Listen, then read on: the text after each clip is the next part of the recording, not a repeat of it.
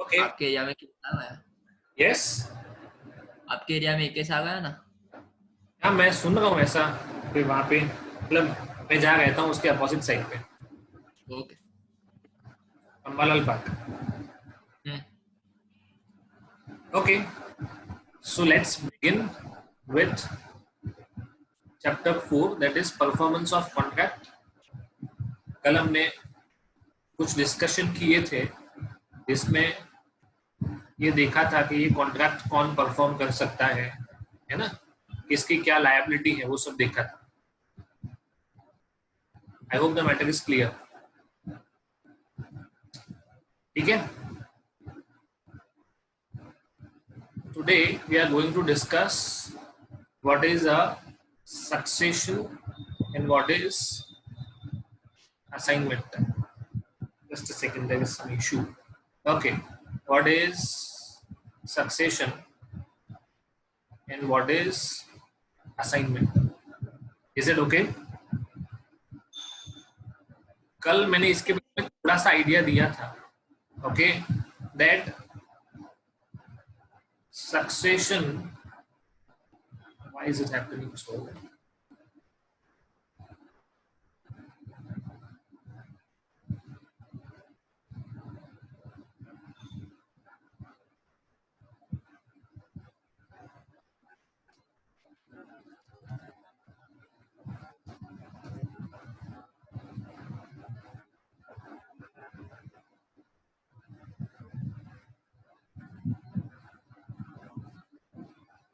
Okay,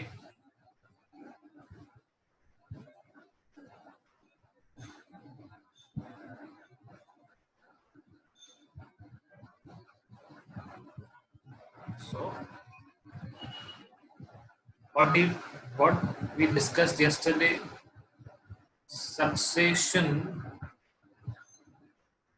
is regards to both things, assets and liabilities. But assignment कौन सी चीज का होगा? Only of benefits. Okay, we can never assign liabilities. मतलब हमने ये बेसिक डिफरेंस देखा था। ओके, सक्सेशन नॉर्मली कौन से केसेस में होता है? It is in the case of inheritance. Okay, that you are getting property from your elders. तो यहाँ पे देखो लिखा हुआ है बोथ बर्डन एंड बेनिफिट्स। इसको हम नॉर्मल सेंस में क्या बोलेंगे? assets as well as liabilities attaching to the contract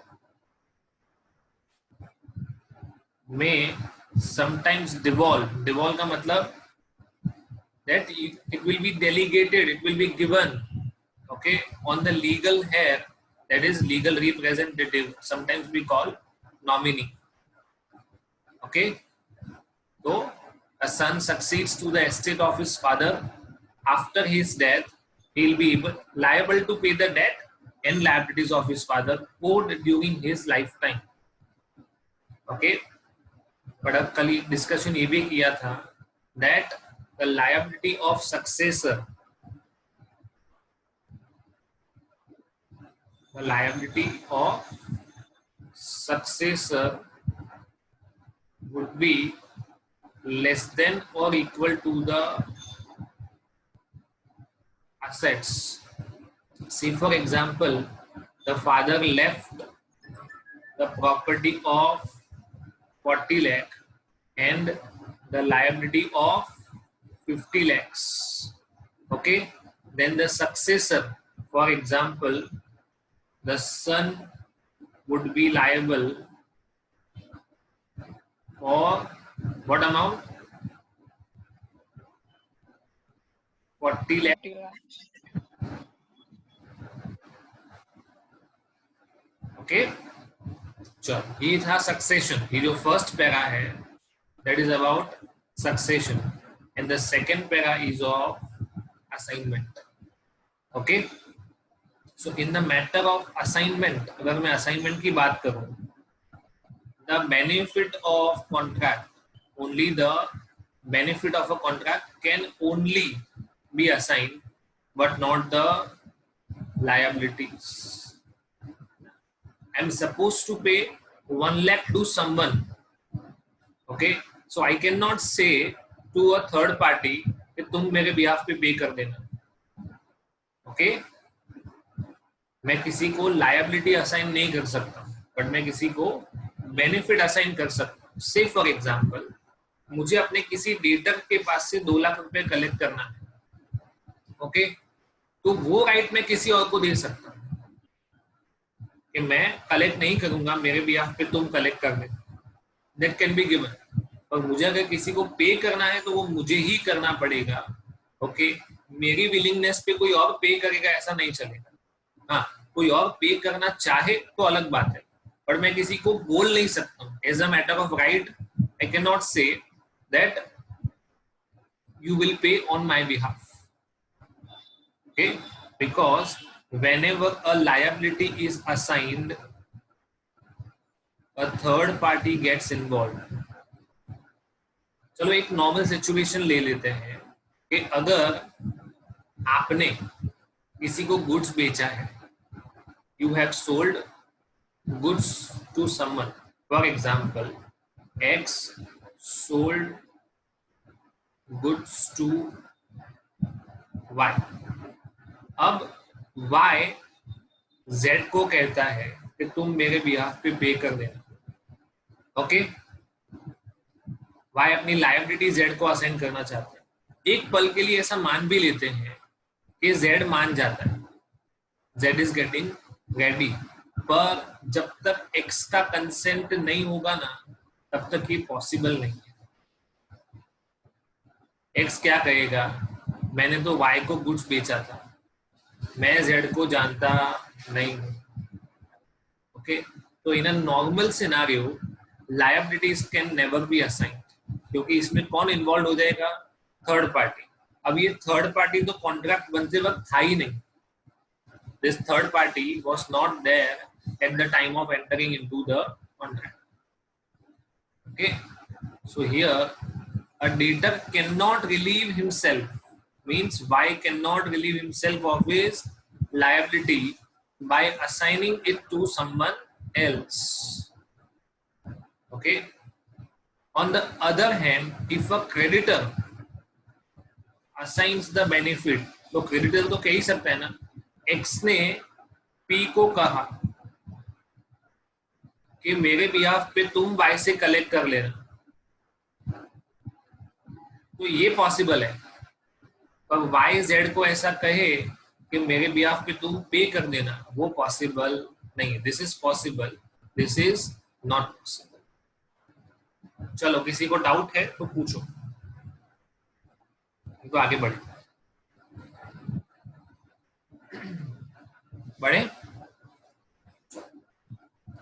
effect of refusal to accept offer of performance, ये पढ़ेंगे. एक चीज ये हुआ ऑफर ऑफ परफॉर्मेंस का, बोलेंगे अटेम्प्टेड परफॉर्मेंस. क्या कहेंगे इसको हम लोग, attempted performance. I tried to perform but it was refused, मेरा परफॉर्मेंस एक्सेप्ट नहीं हुआ, तो उसका इफेक्ट क्या होगा, ओके. इफेक्ट ये होगा कि जिसने अटेम्प्ट किया, the one who attempted, okay, उसको 2 तरह का बेनिफिट मिलेगा, ओके. नाउ ऑनवर्ड्स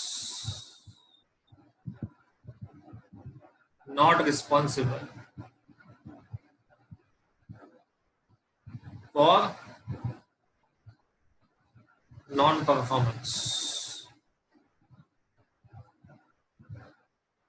अभी मैं रिस्पॉन्सिबल नहीं हूं, मैंने कोशिश की थी, जैसा कॉन्ट्रैक्ट में लिखा हुआ था वैसा ही कोशिश किया था, okay.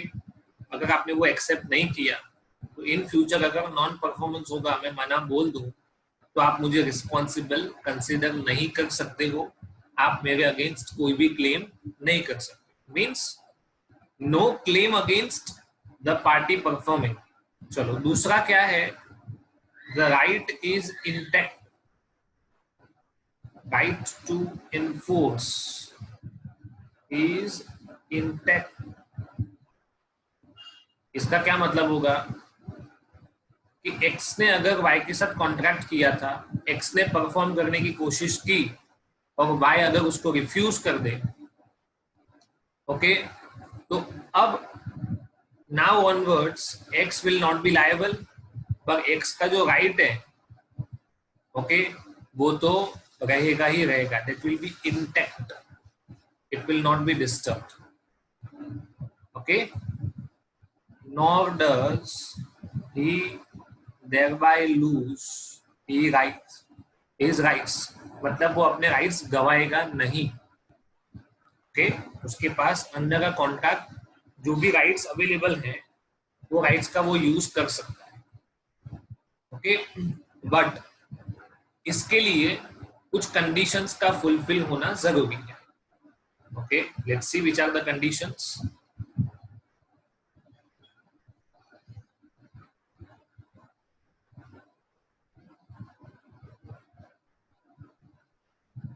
Okay, each such offer, ये एक्चुअली ऑफर नहीं है, ये क्या है, ऑफर ऑफ परफॉर्मेंस, है ना, मतलब ये नॉर्मल ऑफर एक्सेप्टेंस नहीं है, ये किस चीज का ऑफर है, ऑफर ऑफ परफॉर्मेंस। कैसा होना चाहिए, अनकंडीशनल, मतलब मैं किसी कंडीशन के बेसिस पे परफॉर्म कर रहा हूं ऐसा नहीं होना चाहिए, it should be unconditional, absolute होना चाहिए। कैसा होना चाहिए, एब्सोल्यूट। ओके, आगे बढ़ते हैं। Must be made at a proper time and place, कल इसका एग्जांपल दिया था ना, during business hours. business hours, and it depends upon nature of business, है ना। आफ्टर आवर्स का एग्जांपल दिया था, ओके। चलो, and under such circumstances that the person to whom it is made may have a reasonable opportunity of ascertaining that the person by whom it is made is able and willing and then to do the whole of what he is bound by his promise to do। मतलब simple है कि मैं जब भी ये performance दूं, whenever I am giving this performance, okay, तो पहला कंडीशन क्या लिखा कि वो अनकंडीशनल होना चाहिए, ओके। दूसरा क्या लिखा कि वो प्रॉपर टाइम एंड प्लेस पे होना चाहिए, है ना। कुछ ऐसे मैसेजेस आते हैं ना कि मैंने नया घर खरीदा है, आप सबको मैं पार्टी के लिए इनवाइट कर रहा हूँ, और उसका एड्रेस भेजता है वो, है ना। ऐसे कई सारे मैसेज आते हैं ना, और वो एड्रेस है वुहान का, तो जाओगे तुम लोग, it should be proper time and place, okay। Then in such circumstances, ऐसे circumstances में परफॉर्मेंस होना चाहिए कि जो एक्सेप्टर है, एक्सेप्टर ऑफ परफॉर्मेंस, वो उसको प्रॉपरली चेक कर सके। क्या कर सके, मतलब अगर आपने गुड्स दिया है, से फॉर एग्जाम्पल, तो आपको उसको मौका देना पड़ेगा कि वो गुड्स को चेक करे, ठीक है। दूसरी बात, whether you are the authorised person और नॉट, मतलब तुम्हारे पास परफॉर्मेंस का राइट है या नहीं है, ओके। तो ऐसे सिचुएशन में ये परफॉर्मेंस होना चाहिए कि सामने वाले के पास रीजनेबल अपॉर्चुनिटी, कौन सा वर्ड लिखा है इधर, हम लोग कई सारी बार शॉपिंग करने जाते हैं तो कुछ दुकानदार होते हैं या कुछ सेल्समैन होते हैं या जो लारी वाले होते हैं वो बोलते हैं ना जल्दी करो फटाफट देखो, तो आप क्या बोलोगे? बराबर चेक तो करने दो, देखने तो दो, ऐसा होता है ना। तो दैट पार्टी इज परफॉर्मिंग, उसका टाइम प्लेस और सर्कमस्टेंसेस ऐसे होने चाहिए कि जो आपको अपॉर्चुनिटी दे असरटेन करने के लिए कि वो पर्सन प्रॉपर है या नहीं, और जैसा परफॉर्मेंस मांगा था वैसा है या नहीं। ओके तो ये सेकंड और थर्ड कंडीशन आपका सेटिस्फाई हो गया। थर्ड एक बार पढ़ लेते हैं। If the offer is an offer to deliver anything to the promisee, then the promisee must have a reasonable opportunity of seeing that the thing offered is the thing which the promiser is bound. Okay, तो हम जब cell of goods act पढ़ेंगे ना, तब आपको ये ज्यादा clear होगा दैट आपको जैसा डिस्क्रिप्शन दिया था गुड्स का वैसा है कि नहीं, जैसा सैंपल दिखाया था वैसा है कि नहीं। ओके, जैसे फीचर्स बताए थे वो फीचर्स इसके अंदर है या नहीं है ना। You must have reasonable opportunity to check whether the goods are of the same description of the same sample and are having the same feature as were promised. Okay,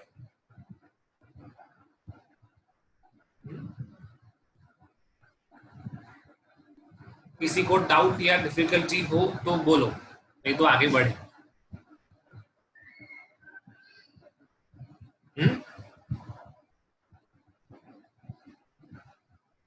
बढ़े। सर अनकंडीशनल में समझ नहीं आया। Unconditional का मतलब क्या होगा? देखो, कभी भी आप परफॉर्मेंस दो ना, तो परफॉर्मेंस के ऊपर कोई भी रिस्ट्रिक्शन नहीं होना चाहिए। मतलब मैं अगर 10 किलो गुड्स बेचने का प्रॉमिस करता हूं तो मैं ऐसा नहीं बोलूंगा कि अभी मैं 5 किलो दे रहा हूं, तुम 5 किलो का पैसा दो तो दूसरा 5 किलो दूंगा।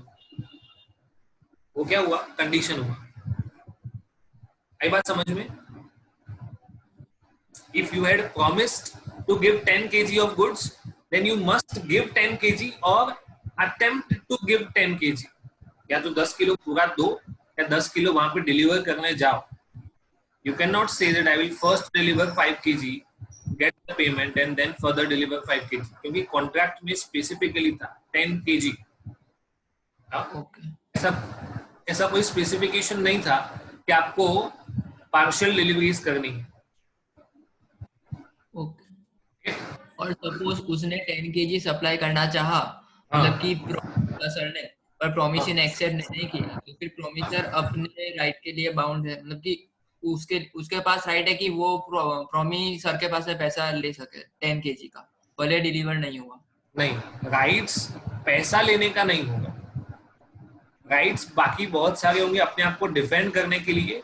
या तो वो राइट क्या कहेगा कोर्ट ऑफ लॉ में जाके, means you can not get the unjust benefit of something. No, कि मैं वहां पे करने गया था और उसने मेरे से एक्सेप्ट नहीं किया, अब मैं गुड्स नहीं दूंगा पर मुझे पैसे दे दो। That is okay. आपको लॉजिकली देखना पड़ेगा। आप कोर्ट ऑफ लॉ में जाओगे और ऐसा कहोगे कि मैं उसको गुड्स देने के लिए रेडी हूँ, ओके, उसको कहो कि वो एक्सेप्ट करे और उसका पेमेंट करे। मतलब you can have a right for specific performance. Okay okay, चलो। An offer to one of several joint promises has the same legal consequences as an offer to all of them. One of को किया तो वो all of जैसा माना जाएगा। चलो समझते हैं ये क्या है। Okay, you are one party और आपने कुछ प्रॉमिस किया था, बट सामने जॉइंट प्रॉमिसेस हैं, मतलब सामने मोर देन वन है। तो अगर 3 लोग हैं, से फॉर एग्जांपल हमने 3 लोगों को जॉइंट प्रॉमिस दिया था, देन इन दैट केस आपने किसी एक के सामने भी परफॉर्म किया ना, मतलब वो सबके सामने परफॉर्म किया ऐसा माना जाएगा. You have performed against one, so it would be considered as performance against all. Is it okay? मतलब आप गुड्स बेचने का प्रॉमिस कर रहे हो, तो आप किसी एक के प्लेस पे, या मान लो कि जब आप दुकान पे गए गुड्स डिलीवर करने के लिए, तो 3 जॉइंट प्रॉमिस में से एक ही प्रेजेंट था. तो ऐसा नहीं होगा कि एक ने मना बोला तो दूसरे वक्त जाओ, दूसरे ने मना बोला तो तीसरे के वक्त जाओ, और फिर डिसाइड करो कि इसका क्या होगा. इट्स नॉट लाइक दैट, है ना. पार्टनरशिप फॉर्म में हम लोग पढ़ते हैं ना, partners are principals as well as agent of others. तुमने किसी एक को अगर प्रॉमिस परफॉर्म करके दिखा दिया, तो बाकी का मतलब you have done against all ऐसा माना जाएगा. ऊपर जो पढ़ा ना हमने, वो ये था कि अगर आपने परफॉर्म किया और सामने वाले ने एक्सेप्ट नहीं किया तो क्या. ओके, अब जो हम पॉइंट पढ़ने जा रहे हैं वो ये है कि मैं खुद परफॉर्म करने से मना बोल रहा हूं. Refusal of party to perform. I am denying to perform my promise. Is it okay?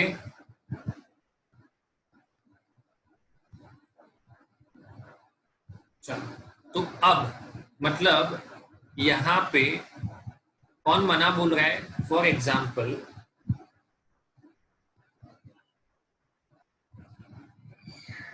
X और वाई के बीच में कॉन्ट्रैक्ट था और वाई ने मना बोला that I will not perform.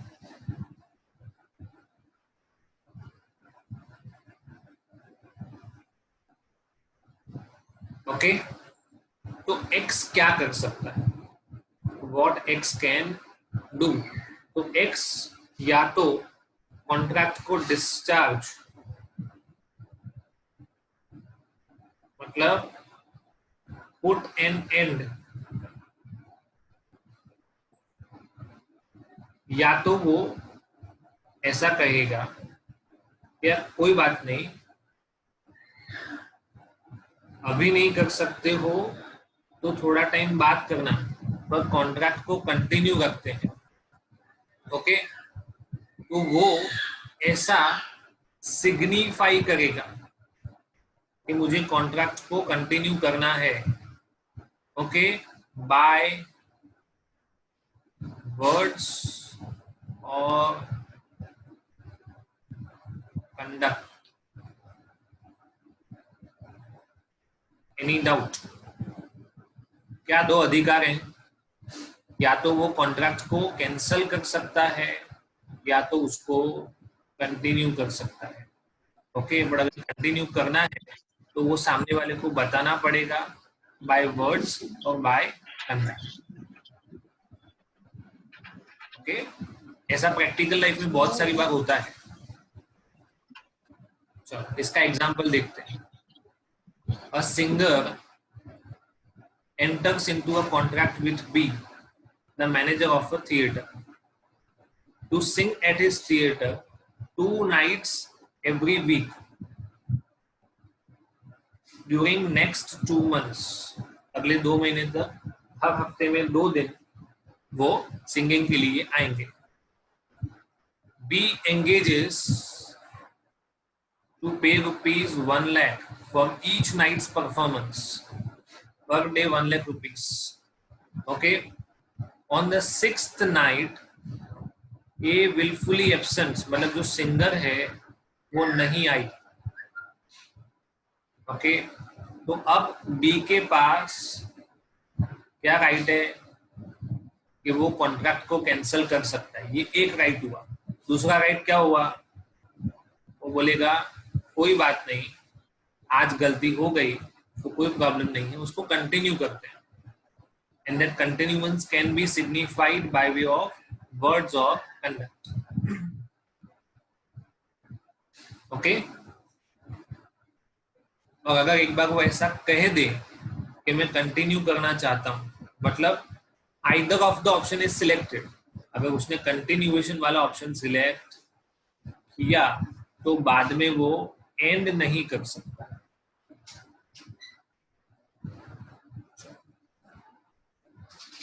ये समझ में आया? किसी को डिफिकल्टी हो तो प्लीज पूछना। Sir, what if Y disagrees to continue? No, Y does not have any right, Y के पास कोई अधिकार नहीं। Okay. देखो, जो गलती करेगा उसको राइट नहीं, like that. Okay, So, yes. so if agree करता कंटिन्यू करने के लिए, सर अगर थोड़ा loudly बोलो ना। कमेंट्स करने से मना कर दे तो? अगर एक्स ने कंटिन्यूएंस करने के लिए बोला, क्या बोल रहे हो आप? यस, नहीं सर, अगर वाई ने बोला कंटिन्यू करने के लिए, बट अगर सर वो वापस अगर परफॉर्म नहीं कर रहा तो? वापस से अगर वो परफॉर्म नहीं करेगा तो again same rights, discharge and continuous. But normally आपने सिग्निफाई किया, एक्स ने एक बार मौका दिया ना कि मैं कंटिन्यूस यस, चाहता हूँ, वाई ने प्रॉमिस यस सर, किया। ओके, तो अब फ्यूचर में एक्स के पास सिर्फ एक राइट बचेगा, वो होगा डिस्चार्ज।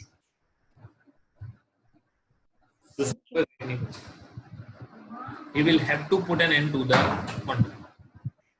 ओके, ये हो सकता है कि वाई के पास अगर सफिशिएंट कॉज हो ये बताने के लिए कि मैंने प्रॉमिस तो किया था पर कुछ अनअवॉइडेबल रीजंस की वजह से मैं नहीं आ पाई।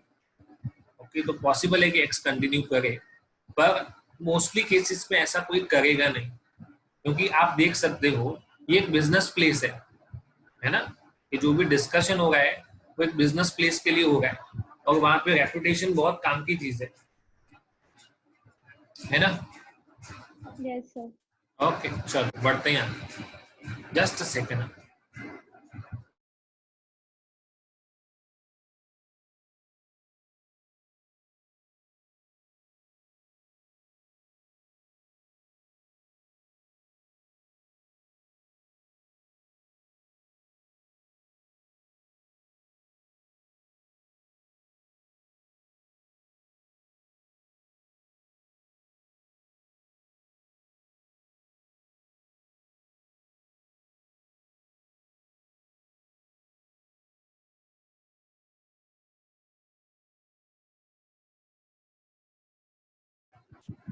Okay, next thing that we are going to learn is liability of joint promisor and promisee.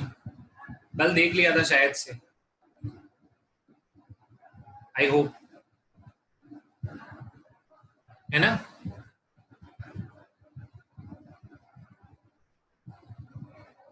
Liability of joint promisor and again there are certain issues.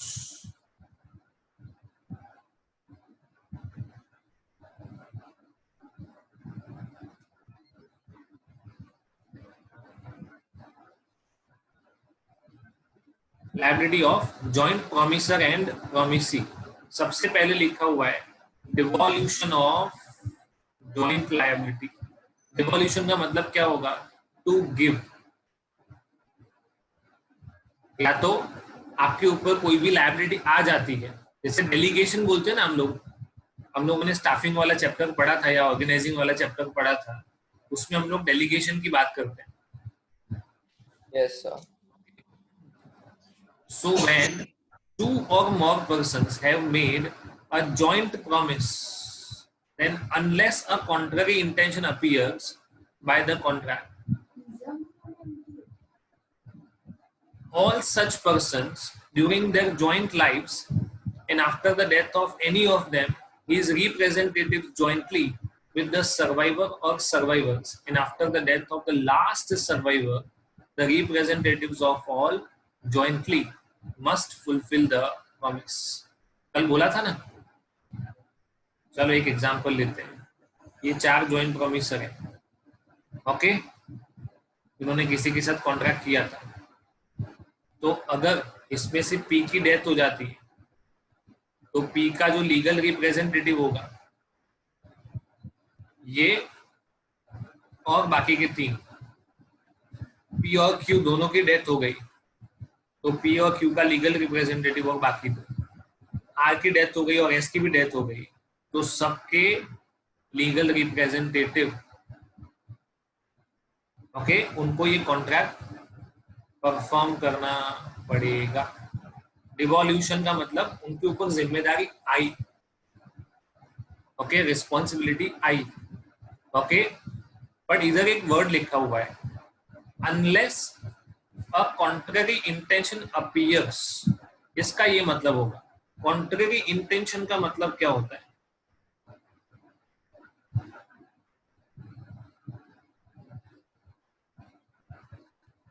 अगर ऐसा लिखा हो that performance must be done by promiser himself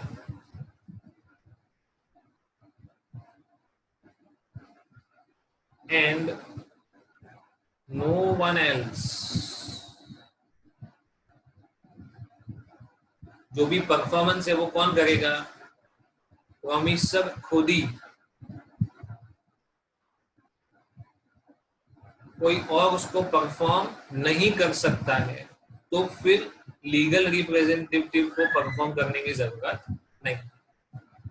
okay, अब ये promiser himself वाला scenario कब आता है? When personal skill is involve. When personal skill is,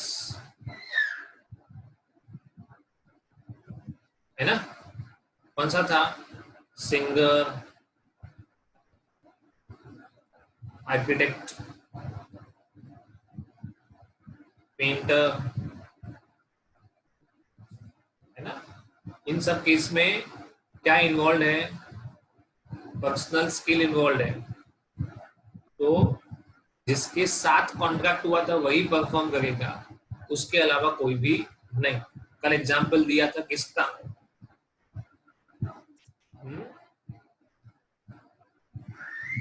singer का. किसका? ये दिया था पेंटर. फिर ये भी दिया था ना. हाँ.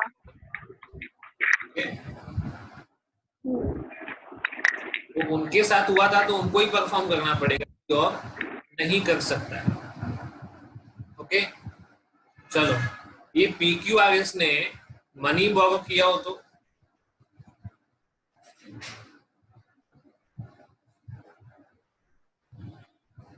इसमें ऐसा है कि सिर्फ प्रॉमिसरी कर सकते हैं, लीगल रिप्रेजेंटेटिव नहीं करेंगे. No. नहीं ना, इसमें लीगल रिप्रेजेंटेटिव को भी करना पड़ेगा. ओके, तो वो भी एग्जांपल है. ओके,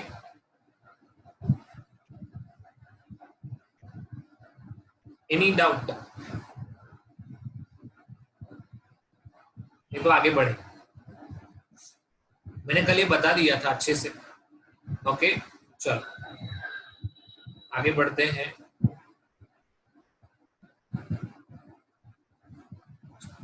ये PQRS है, उन्होंने बोरो किया था लेट्स से M के पास से. ओके, दे बोरोड ₹10 लाख. तो इन लोगों ने इंटरनली ऐसा डिसाइड किया था कि सब लोग 1/4 अमाउंट पे करेंगे. ओके, जब ड्यू डेट ऑफ परफॉर्मेंस आया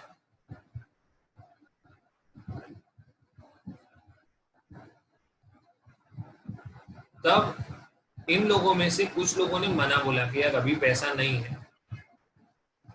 ओके, तो एम सबको कंपेल करेगा वो जरूरी नहीं है। ओके, एम को लगा कि ये आर अच्छा इंसान है, इसको कॉल करते हैं, तो M compelled R for 10 lakh। Okay, R paid the same, R ने वो पे कर दिया, तो बाकी सब बोलेंगे चलो, है ना, छुट्टी हो गई, हमको एम को पे करना था, अभी हमारी लायबिलिटी खत्म। ओके, तो ऐसा नहीं है। कोर्ट ने आर को सेटिस्फाई या आर को सिक्योर करने के लिए भी कुछ प्रोविजन बनाए। Okay, M discharges all joint promisors। M ने कहा कि तुम अभी आजाद हो, ओके, मैं तुमको छुट्टी दे देता हूं। तो ये तो एम ने आजाद किया था, बट एम में से निकले तो किस में फंस गए? आर में। आर तीनों को बोलेगा, पी, क्यू और एस को, कि मेरा कंट्रीब्यूशन तो 2.5 लाख ही था और मैंने 10 लाख पे किया है, तो बाकी का 7.5 लाख तुम लोग लाओ। R is having a right, आपके पास राइट है कि वो पी, क्यू और एस के पास से कलेक्ट कर सकते। चलो, ऐसा हुआ कि लेट्स से एस ने ऐसा कहा कि मेरे पास सिर्फ 1 लाख है। ओके, मैं अगर